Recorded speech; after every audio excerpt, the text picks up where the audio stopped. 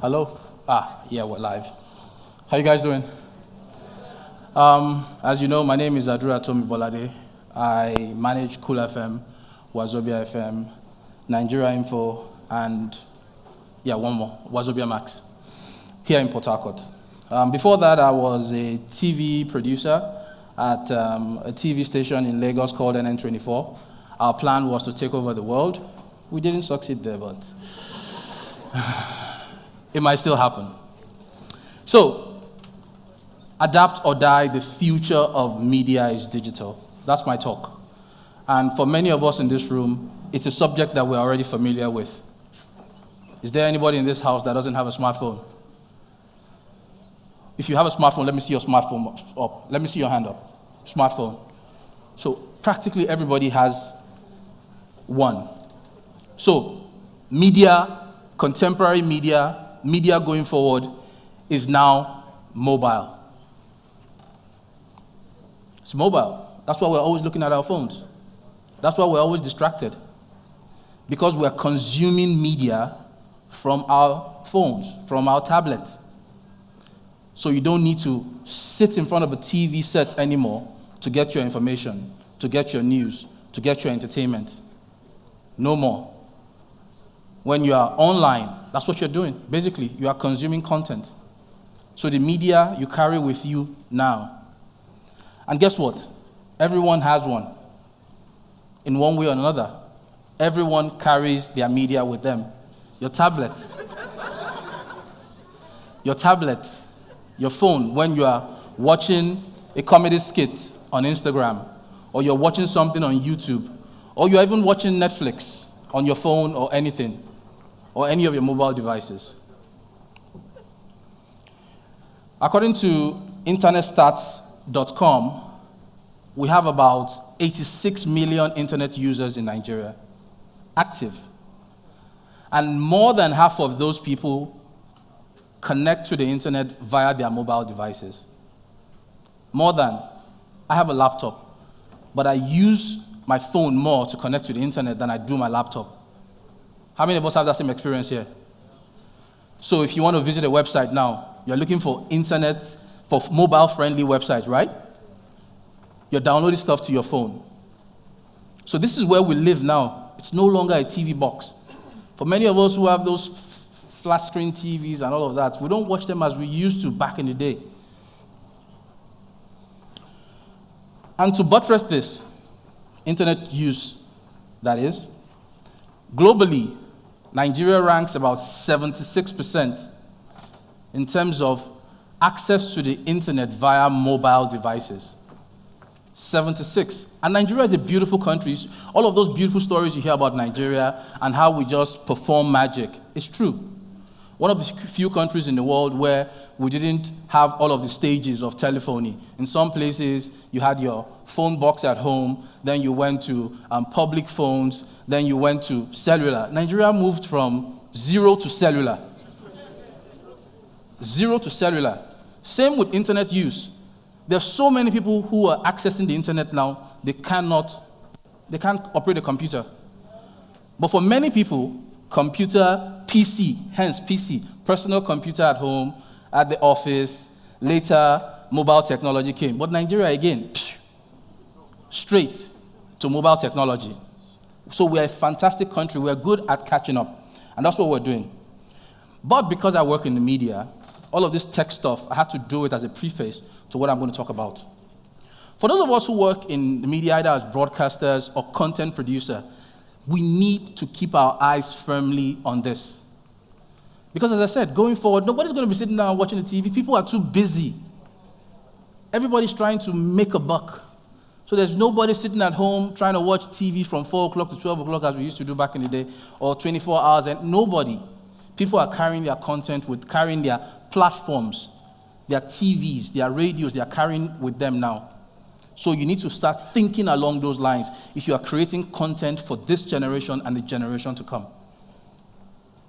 And of course, as a practitioner, that's where the money is. That's where the traffic is.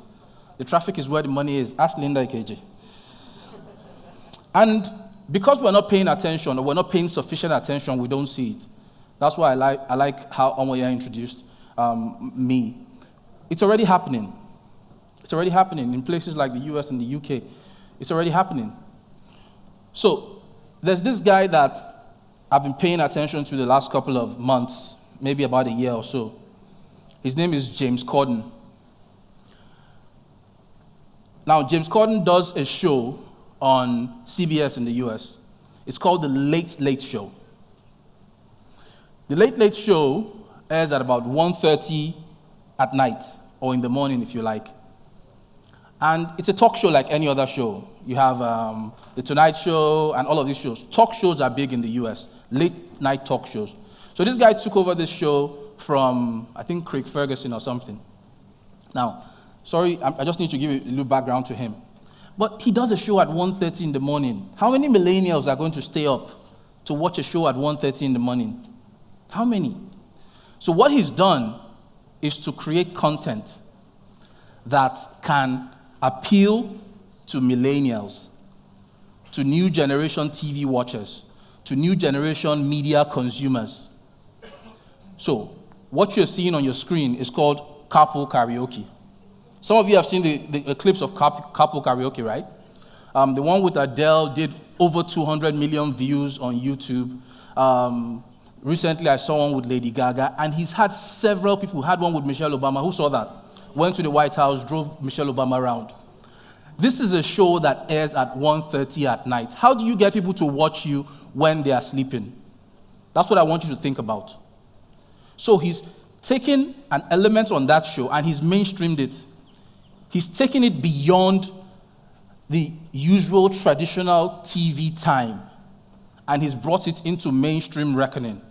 Every big star wants to be on that show now. They want to ride in a car with him.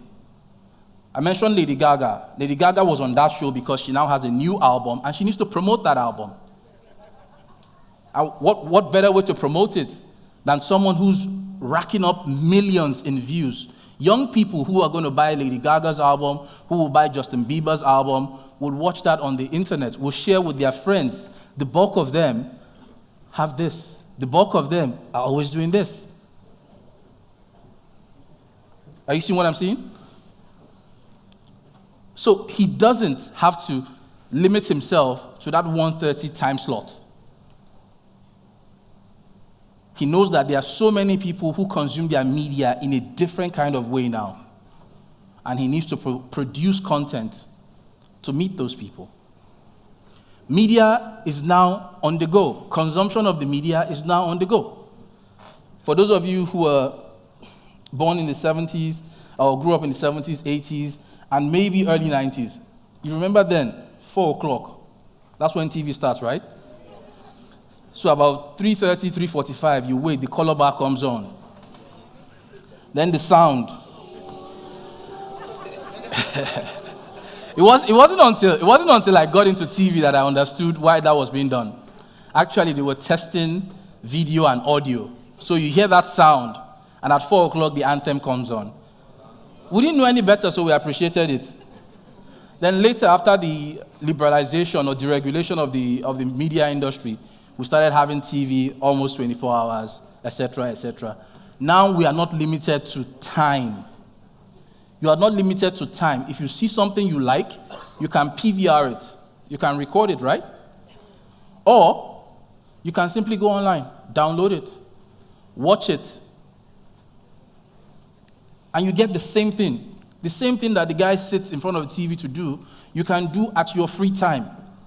And because the old way constrains you, you have to sit down, you have to wait, you have to follow the time of the TV station. What if you have to go and talk to somebody about business or about any other thing? You miss your favorite show because you have to do something else. No more. No more. Everything works with your time. When do you want to watch it? When do you want to consume it? We all know Emanuela, right? Emanuela is not on any mainstream TV. Emanuela is not on any mainstream TV. I don't know how old she is. I mean, maybe she's like 10 years old or something. Or 12, or whatever it is. I don't know. But this girl has millions of views on YouTube. Millions. People are watching her crazily on YouTube. So in this new era of the media, content is king. Content is important. Content is the most important thing. Imasua mentioned Game of Thrones. I've never watched it. I'm sorry. Yes. I'm sorry, I've never watched it. But I'll tell you for free, Game of Thrones is the most downloaded TV series in the world. It's the most pirated TV series in the world. The producers know. Now, the reason it is so watched, the reason it is so downloaded and pirated is because the content is great. I know you're going to ask why I haven't watched it then. I just haven't watched it. The content is great. So in this new era, content is king. So as a content producer, as a broadcaster, it's not about you anymore. You need to research. You need to put a lot of money into what do viewers want to see? What do listeners want to hear? Constantly, you need to ask that question. The era where we assume that what we are doing is good for the listeners is gone because there's a multiplicity of platforms now. They are spoiled for choice. Every morning when I wake up, I listen to BBC Radio 1. Every morning. I move to One Extra or I move to LBC. I can do that on my phone now. All it costs me is data. So I don't need to listen to only Nigerian radio stations. The world has become smaller. Some of you here have Netflix accounts. I still have one, but I can't pay for it anymore because my bank. Anyway, with Netflix, your TV is on demand. You can pick whatever you want to watch and watch whenever you want. So I don't need to. In today's world, you can exist without a TV. You don't need a TV. That's free advice. Don't buy a TV anymore. You don't need it. Invest that money in a good data plan. And you will get everything your free terrestrial TV or whichever service will give you online and at the best quality. You don't need a TV anymore. That's where we're heading to. And that's why TV makers, they know this. They know that in the next couple of years, they're going to be redundant. So many of them are making smart TVs that can use your home Wi-Fi, that you can call Amazon. But if you have a Prime account, you can now watch Ground Tour from this fall. Now, Amazon Prime put 160 million pounds into producing, I think, 3 seasons of the Ground Tour. It's still the same show, or even better in terms of production. I mean, judging by the trailer that I saw, it's almost better than Top Gear. But the same guys, and they're going to be giving you same motoring experience, all of that. But guess what? Unlike the BBC, you can't watch it on any terrestrial platform. You can only watch it if you have an Amazon Prime account. Amazon is not crazy. 160 million pounds is a lot of money to put into any venture. They're sure they're going to make their money back. These guys are going to deliver because when they were at the BBC, they were giving the BBC 300 million pounds every year. Top Gear was giving the BBC 300 million pounds every year. Globally, it's probably the most popular content on the BBC. So, this is where the media is headed. I'm just trying to get your mind thinking. So what is going to happen to existing media? It's already happening right now, by the way. Hence, adapt or die. Things are changing. Things will always change. The wheel is going to continue to turn. The Washington Post now prioritizes online, digital, over print. Recently, there was a story about Donald Trump and the recording with the TV host, etc. You saw that. Washington Post broke that first. And what they did was to put it on their website. They did their research, got the video, put it on their website. First, Washington Post is legendary for their print copy. But because we are now in a different era, because things have changed, Washington Post would have waited till the next morning before they could have broken that story. That can't happen anymore. You have such a big story. If you don't put it on your website, if you don't do digital immediately, your competitor is going to beat you to it. And you lose revenue. You lose eyeballs. You lose subscriptions. You lose everything. That's how complicated it's become for those of us who are in the media. The Independent in the UK, March 20 this year, I believe, they stopped print. You can't get the Independent in the UK to buy hard copy. You can't get it anymore. Stopped. This is why they stopped. When they started, they were doing 480,000 copies daily. At the time they stopped, they were doing about 28,000 daily. I was reading just this week, New York Times is losing money on its print copy. If you follow the Guardian, Nigerian Guardian online, notice that they are beginning to ramp up their new media platforms. Because I can tell you for free again, virtually all the newspapers in Nigeria are not making money from selling hard copy. The bulk of their revenue comes from advertising. But the $250 you pay or whatever it is doesn't cover the print cost. So print particularly, ahead of broadcast, is already endangered, is on the slab. Many of them already have their carcasses out there. But it's the truth. They can't survive if they don't change their models. And they need to do it very fast. And guess what? In this new era, everybody's a journalist. You are a journalist. So it's giving people like us a run for our money. You don't know who's a professional journalist anymore because before you even get to the newsroom, someone has put the story on Twitter, Facebook. It's already been spread on WhatsApp. What's a reporter? A reporter is an individual who goes out, covers the story, and reports what he has seen. That's what you've done already. Hence, citizen journalism. CNN used to have a show called I Report for CNN. That's citizen journalism. So everybody's a journalist now. But of course, professional journalists will still double check, will still ensure that their facts are right, will still reach out to the other party.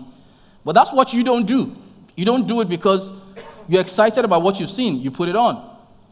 A lot of times it's false. A lot of times it's true.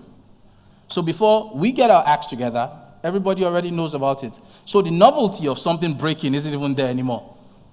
And you laugh at us and say, I'm not just a talker.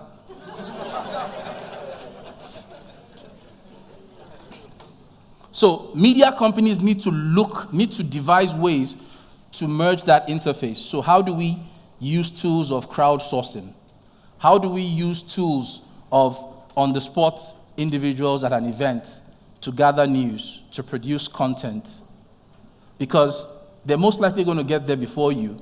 They have the tools to actually report the story, cover the story. Because when you take out your smartphone and you take video, you take photos, or you tweet about something, you're actually reporting an event. Hence, Twitter. Twitter is popular because it's a microblogging site, and it's a site where people usually disseminate information about something. So you need to, as a content producer, you need, as a broadcaster, you need to ensure that these platforms are not too far away from you, and you need to create mechanisms where you can aggregate thoughts, you can aggregate content from these platforms, which you can use on your platform. The lines are blurred. Those of us in radio are also endangered. We have a bit of strength over TV, but doesn't mean that we're out of the woods. So this here is Howard Stern. I don't know if you guys know Howard Stern. He's very popular guy in the US. He's been in the business, 20, 30 or more years. Does about $40 million annually in revenue. Howard Stern does his show on radio, but Sirius XM, which hosts him, also does a simulcast. So while he's in the studio, you're also watching him on TV, on Sirius XM. It's a digital platform. Now, the next picture there is the Breakfast Club. How many of us have seen clips of Breakfast Club? Now, Breakfast Club is from a radio station in New York, Power 101.5. And these guys just sit down and do a morning show. And on this morning show, they could have Louis Farrakhan, who's been on the show. They could have Hillary Clinton. They could have anybody. And they record it as well. And some of the very good ones, which have been many, make it to places like Nigeria. I'm sure that these guys were broadcasting to the people of New York. They weren't thinking of Nigeria when they were broadcasting. I'm also aware that they know that they have some following back here because recently Ice Prince was also on the show. So he must have gone on the show because he knows that it will resonate back in Nigeria. So they record it and put on the internet. and people watch on YouTube, people share, it becomes, a part of popular culture and all of that. The reason they are doing that is because they know that in this new era we're going through, it is not enough to just put your voice. It's not enough to just say you're on radio, and radio is an audio medium. It's not enough. When you go on the internet, the content that gets your attention the most is the one that has picture, right? That has video.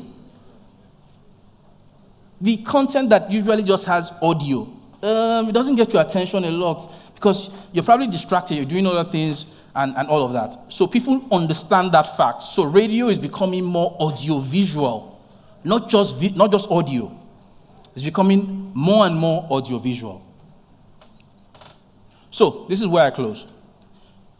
Next year, Nigeria is supposed to migrate to digital broadcasting. Supposed to. We were supposed to do that in 2012. We missed that deadline. We moved it to 2015. It wasn't going to happen. We were going to have an election, so we moved that deadline again. Now we've moved it to 2017. It might not happen. I'm an optimist, so I'm just going to say that next year we're going to migrate to digital. For some countries, it took them like 10 years. But we're good at performing magic, so we can do it. But here's the thing about digital. With digital, there's nowhere to hide. There are going to be more platforms. There are going to be more TV stations. And they're not just going to show you color bar. They are going to show you content. So it means that there's going to be more content because there are going to be more individuals who don't want to own TV stations but want to produce content. There are going to be 1,000,001, Wale Adenuga, whatever production house you like. There are going to be plenty of them. But to survive, because there's going to be a jungle of content, it's going to be like survival of the fittest. Only the best content will come to the top. Nobody's going to watch crap anymore. RSTV, NTA, any of these state stations you can think of will go under, will die if they do not adapt. Thank you very much.